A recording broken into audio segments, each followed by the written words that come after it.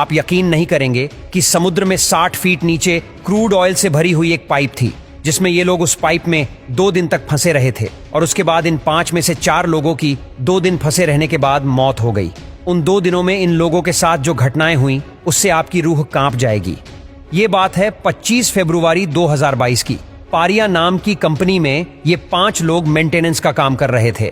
इस पाइप का काम था क्रूड ऑयल को बर्थ 5 से बर्थ 6 तक भेजना। दरअसल जब कोई जहाज क्रूड ऑयल लेकर आता है तो वो बर्थ 5 में अपना क्रूड ऑयल अपलोड कर देता है और फिर इस पाइप के रास्ते से बर्थ 6 तक क्रूड ऑयल रिफाइनरी में आता है। इस पाइप के ऊपर काम करने के लिए एक स्पेशल केबिन भी बनाया गया था। इस केबिन में से पानी को ईयर प्लग के जरिए निकाल दिया जाता है ताकि यहाँ पर सूखी जगह काम करने लायक बन सके।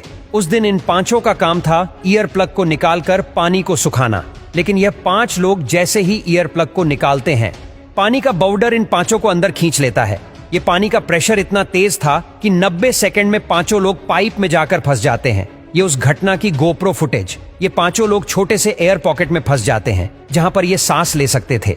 पानी का बहाव इतना तेज था कि उनमें से कुछ लोगों की तो हड्डियां टूट गई थी। अब इन लोगों के बचने का सिर्फ एक ही रास्ता था और वो था बर्थ 6 से निकलना। पाइप के अंदर इतना अंधेरा था कि उन्हें कुछ आइडिया नहीं था कि यहाँ पर उन्हें जाना कहाँ पर है।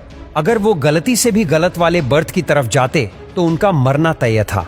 उन्होंने काफी सोचा और ये डिसाइड किया कि जिस साइड उनका सर है ये उसी साइड चले जाएंगे। दरअसल कुछ जगह ऐसी थी जहां पर वो सांस ले सकते थे, लेकिन कुछ ऐसी भी जगह थी जहां पर सिर्फ पानी ही पानी था। अगर वो सांस रोककर आगे जाने की कोशिश करते और गलती से भी उन्हें आगे सांस लेने की जगह ना मिलती तो तुरंत उनकी मौत हो जाती। इस जगह पर क्रिस्टोफर और काजीर डिसाइड करते हैं कि आगे वो दोनों अकेले जाएंगे। उन्होंने प्लान बनाया कि वो दोनों बाहर निकलकर बाकी तीनों के लिए रेस्क्यू टीम भेजेंगे। वो दोनों आगे बढ़े तो उन्हें एक एयर पॉकेट के पास पता चला कि उनके पास एक ऑक्सीजन टैंक पड़ा हुआ है। अब इससे वो पानी में ज्यादा देर के लिए जा सकते थे। अंधेरा इतना था कि उन्हें ये नहीं पता था कि ऑक्सीजन टैंक में ऑक्सीजन खत्म होने वाली है। अचानक वो एक और चीज से टकराई और वो चीज थी एक और ऑक्सीजन टैंक।